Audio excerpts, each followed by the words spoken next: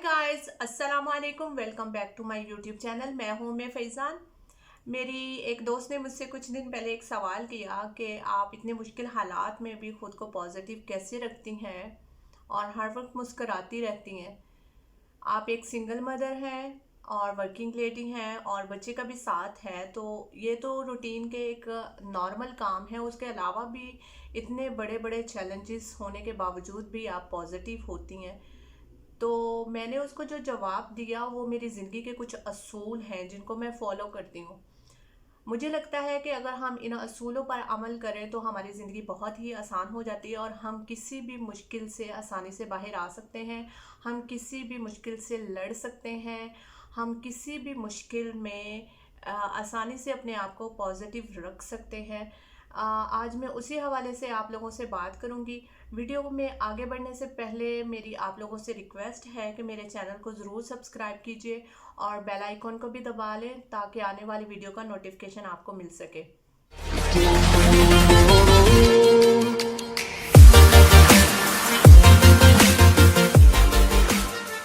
सबसे पहली बात जो मैं अपने आप को बताती हूँ वो ये कि ये सिचुएशन टेम्परेरी है। ये हमेशा रहने के लिए नहीं आई है।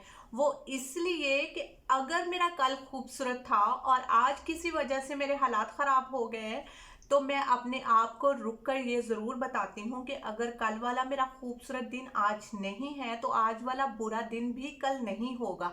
तो ये 100% श्योर है कि जो कुछ आज है वो कल नहीं होगा। तो अगर आप उस सूरत हाल को, उस सिचुएशन को, उस मुसीबत को थोड़ा सा टाइम देंगे तो आपको उसका हल भी मिलेगा। एक बात याद रखें, कोई भी मुश्किल आती है, एक तो वो थोड़े समय के लिए आती है, दूसरी बात ये कि वो अपना हल साथ लेकर आती है। लेकिन अगर आप हाथ पैर छोड़ देंगे, आप पैनिक हो जाएंगे तो कभी भी उसके हल की तरफ नहीं जा पाएंगे। दूसरी चीज़, बी इन द प्रेजेंट। उसका मतलब ये है कि जो कुछ आज है, जो प्रॉब्लम आज है, उसी के बारे में सोचें। आपकी सिर्फ वो प्रॉब्लम ही नहीं है, आपके साथ आपकी फैमिली है, आपके रिलेशंस है, आपका काम है। लेकिन अगर हम उस सिचुएशन को लेकर उसके साथ पास्ट से चीज़ें एसोसिएट करेंगे या फिर आप फ्यूचर में उसके नुकसानात, उसके डर वो जोड़ना शुरू कर देंगे, तो आप कभी भी उसका हल नहीं ढूंढ पाएंगे। इसलिए कभी भी किसी भी मुश्किल हालात में ना तो आप बहुत ज़्यादा पास्ट से चीज़ें एसोसिएट करें और ना ही अपने आज के हालात को आने वाले हालात के साथ जोड़ने की कोशिश करें। मजे की बात यह है कि ना तो हमारा पास्ट के साथ कोई भी ऐसा लिंक है और ना ही हमारा फ्यूचर पे कोई कंट्रोल है, फिर भी हम इतना ज़्यादा पास्ट और फ्यूचर के बारे में सोचते हैं कि हम उस आज को भूल जाते हैं, हम आज की ज़िंदगी को भूल जाते हैं। हमें तो ये भी नहीं पता कि हमारी ज़िंदगी कल होगी या नहीं होगी, लेकिन फिर भी हम इतना ज़्यादा सोचना शुरू करते हैं कि हम आज की ज़िंदगी भूल जाते हैं और हम या फिर पीछे की ज़िंदगी जी रहे होते हैं और या फिर हम आगे की ज़िंदगी जी रहे होते हैं। इसलिए जब कोई मुश्किल हालात होता है तो आपका जो प्रेजेंट मोमेंट है, जो आपके आज के करने के काम है, उन्हीं के बारे में सोचें, उन्हीं ऑब्जेक्टिव पे गौर करें।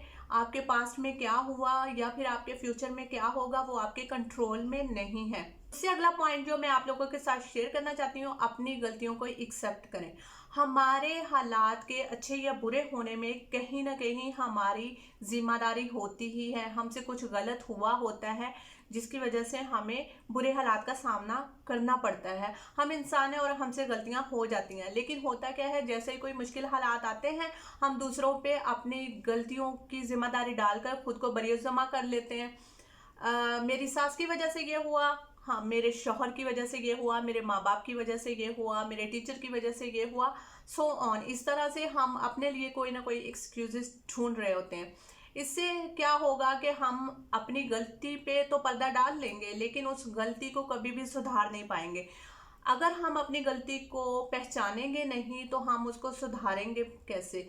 इसलिए मुश्किल हालात में लड़ने के लिए ज़रूरी है कि आपसे जो गलतियां हुई हैं उनको एक्सेप्ट करें और उन गलतियों से सीखें और उन गलतियों को सुधारने की कोशिश करें। उससे अगला पॉइंट जो मैं आप लोगों के साथ शेयर करना चाहती हूँ वो ये कि अपनी प्रॉब्लम्स को बहुत ज़्यादा डिस्कस मत करें, बहुत ज़्यादा कंप्लेन मत करें।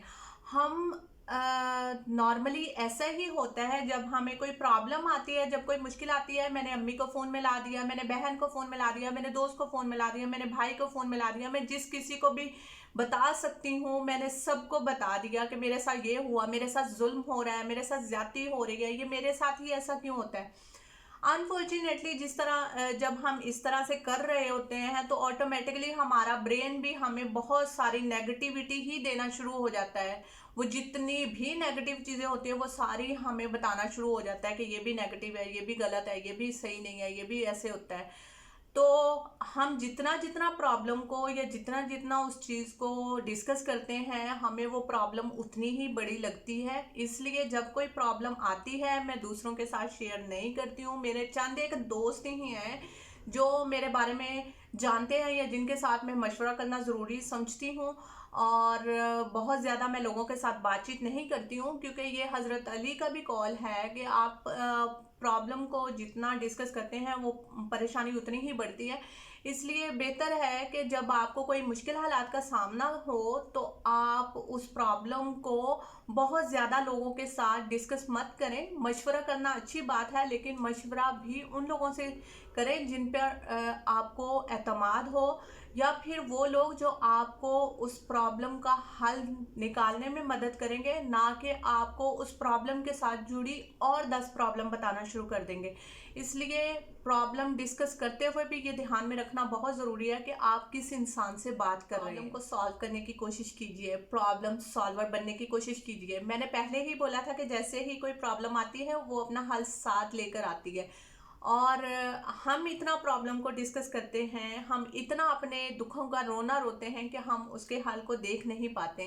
अगर आप अपने प्रॉब्लम को सॉल्व करना चाहते हैं और आप अपनी ज़िंदगी में सुकून चाहते हैं तो अपनी प्रॉब्लम्स को सॉल्व करने की कोशिश कीजिए। कई दफ़ा इतने हैरान कुन आपको ऑप्शन नज़र आते हैं कि आपने कभी सोचा भी नहीं होता।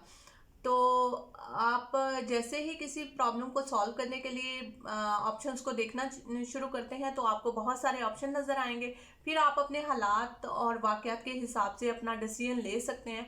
लेकिन अगर आप वही कहेंगे कि हाय मैं मर गया, ये क्या हो गया, मेरे साथ क्यों हुआ, तो आप कभी भी उसका हल नहीं ढूंढ पाएंगे। होप गाइज आप लोगों को ये वीडियो पसंद आई होगी। अगली वीडियो तक के लिए इजाज़त दीजिए। अल्लाह हाफिज़।